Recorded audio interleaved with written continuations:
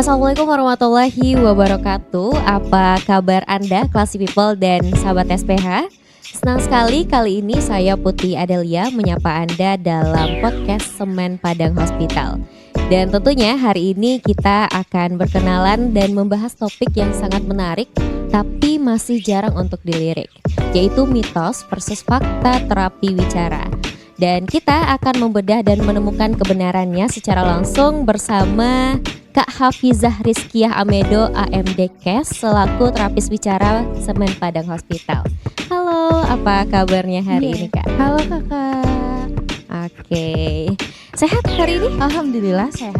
Alhamdulillah, baiklah jika begitu. Kita mungkin masih bingung dan tidak terlalu familiar gitu ya Kak. Apa sih sebenarnya terapi wicara, dan mungkin masih banyak dari kita yang masih understanding atau mungkin underestimate kenapa sih kita harus ke terapis bicara begitu. Nah, sebenarnya untuk mengenal lebih dekat apa yang dimaksud dengan terapi wicara ini dan siapa saja kira-kira yang membutuhkannya gitu kan. Oke. Sebelumnya emang banyak sih ya kak ya orang yang masih belum tahu tentang apa sih terapi wicara itu. Terapi wicara itu apa sih? Karena orang taunya terapi itu hanya fisioterapi. Benar. Iya. Nah, terapi wicara sendiri itu adalah untuk menangani gangguan-gangguan bicara. Bicara ini gangguannya bukan hanya sekedar bicara seperti kita sekarang ini gitu. Ada 5 tahapan yang diperbaiki oleh terapi wicara ini gitu. Untuk kasusnya sendiri itu tidak hanya pada anak-anak yang speech delay atau yang mengalami gangguan keterlambatan bicara, tetapi juga bisa untuk orang dewasa juga. Oke, tidak terbatas di anak-anak saja berarti ya. Ada anak-anak dan ada dewasanya. Oke, kalau lansia juga termasuk atau gitu? Termasuk juga, berarti semua rentang umur begitu ya Kak ya. Oke, nah tadi kakak sempat menyebutkan ada 5 jenis. Nah, kira-kira apa saja jenis gangguan komunikasi atau jenis gangguan bicara itu Kak? Oke. Yang 5 itu yang pertama itu ada namanya gangguan bahasa. Nah, gangguan bahasa ya yang seperti kita sekarang ini komunikasi kita. Yang kedua itu ada namanya gangguan bicara. Gangguan bahasa dan bicara ini beda Kak. Yang satu pemahaman, yang satu ekspresifnya. Yang ketiga itu ada irama kelancaran. Yang keempat itu ada gangguan suara. Dan yang terakhir itu ada gangguan menelan. Gitu. Berarti beragam ternyata ya. Dan kelima ini tentunya bisa disembuhkan jika dibawa ke terapis bicara. Benar, begitu ya. Oh, baik. Nah, ini juga menarik nih karena tadi kakak juga sempat mention ada istilah speech delay, dan mungkin kita lebih mengenalnya itu pada anak-anak gitu ya Kak ya. Nah, ada juga secara mitosnya begitu ya, banyak orang percaya bahwa anak yang terlambat berbicara atau speech delay tadi itu dia bisa mengejar sendiri tanpa bantuan. Nah, ini sebenarnya fakta atau sekedar mitos saja nih Kak? Secara garis besar ini masih mitos ya Kak ya. Anak-anak yang bilingual, anak bilingual itu kenapa dia bisa menyebabkan speech delay atau keterlambatan bicara, itu bagi anak-anak yang memiliki perkembangan lain yang tidak normal juga, seperti perkembangan motorik, perkembangan kognitif. Tapi kalau misalnya perkembangan lainnya normal, itu nggak ada masalah sebenarnya gitu. Gak apa-apa kita di rumah misalnya dia bilingual, nggak apa-apa kalau misalnya perkembangan lainnya aman dan normal. Tapi kalau perkembangan lainnya itu tidak sesuai dengan usianya, itu bisa menjadi lebih masalah lagi gitu. Oh, begitu. Berarti memang kalau gangguan bicara dan itu karena bilingual itu mitos begitu ya Kak ya, karena ada faktor lainnya begitu. Oke, menarik sekali Classy People dan juga sahabat SPH. Nah, kita beranjak nih Kak ke tahapan dan segmented siapa saja yang butuh terapis bicara ini. Tadi kan anak-anak itu pasti butuh karena ada speech delay. Kalau dewasa dan lansia kenapa dia tetap membutuhkan begitu Kak? Apa gangguannya? Kalau untuk dewasa dan lansia sendiri itu ada yang pasca stroke, ada yang operasi laringektomi, terus ada pasien gagal juga, latah juga termasuk kayak gitu. Karena pasca stroke pasti yang kena itu kan pusat bahasanya di bagian otaknya.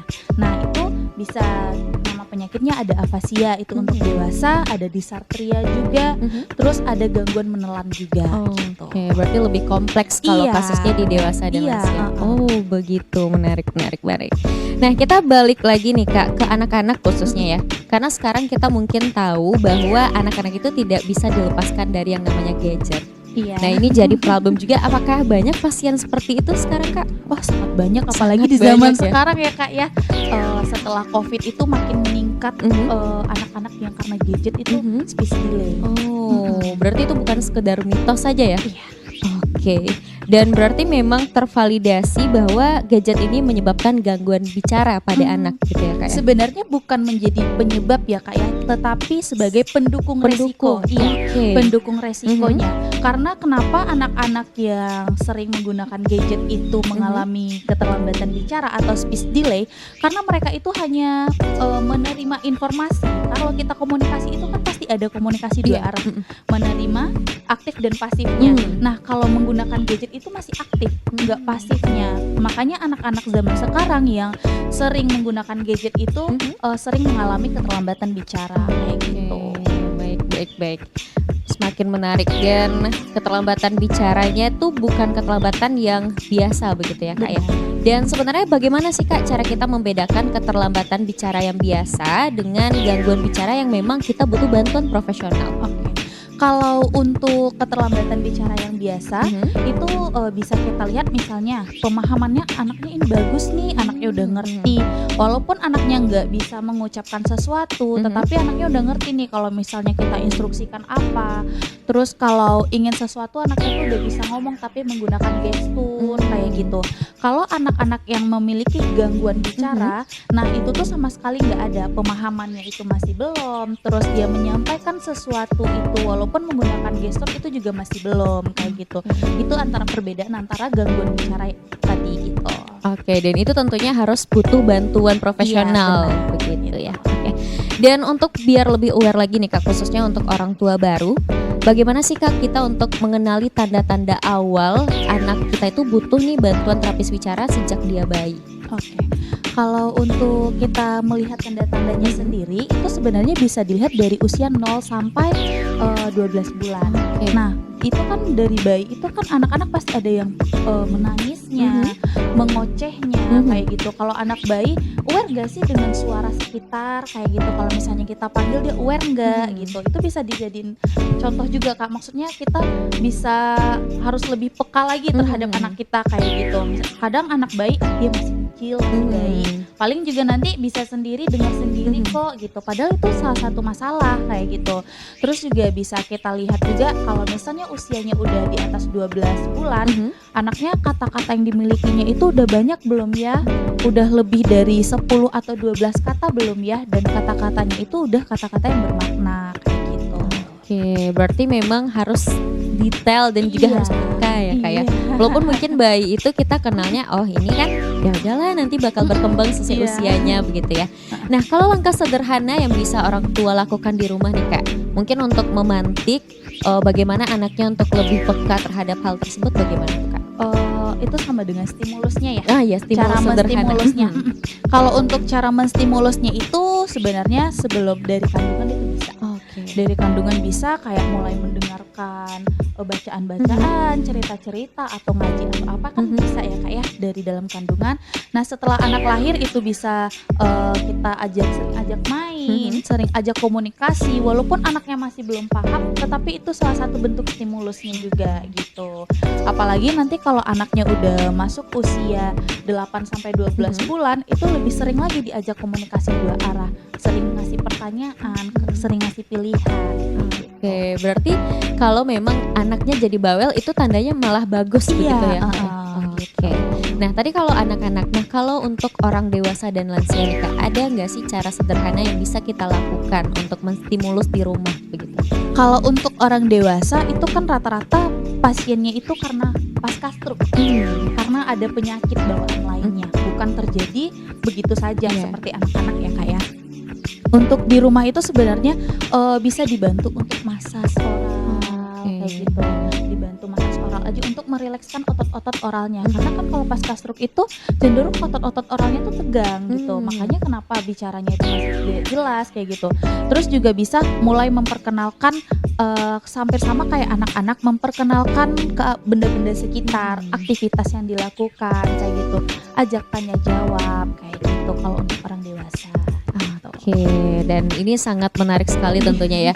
Karena kita sebelum ini mungkin masih kurang aware apa sih itu terapi wicara dan kenapa itu perlu.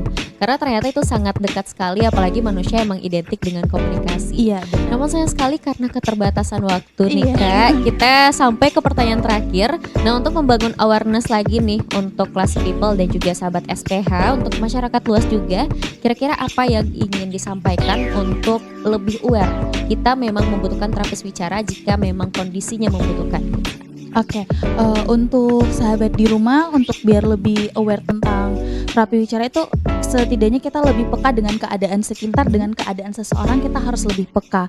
Karena kondisi seseorang itu orang tuh nggak bisa untuk mengungkapkan. Makanya kita harus lebih peduli dengan sekitar, bukan hanya anggota keluarga kita, tetapi dengan orang sekeliling juga. Gitu.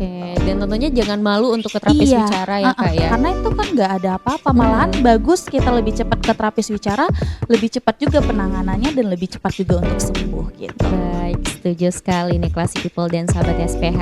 Dan tentunya kita sudah sampai di penghujung perbincangan kita terkait mitos versus fakta terapi wicara kali ini. Dan kita punya banyak insight baru nih Kak, terima kasih sekali. Dan juga tentunya ini bisa membangun awareness bagi kita bersama. Terima kasih Anda sudah mencermati podcast SPH. Dan tentunya Anda dapat mencermati program ini di Radio Classy 103,4 FM. Dan secara visual Anda dapat mengaksesnya di YouTube Semen Padang Hospital untuk perbincangan seru lainnya. Saya Putri Adelia bersama narasumber kita pamit. Wassalamualaikum warahmatullahi wabarakatuh and then see you.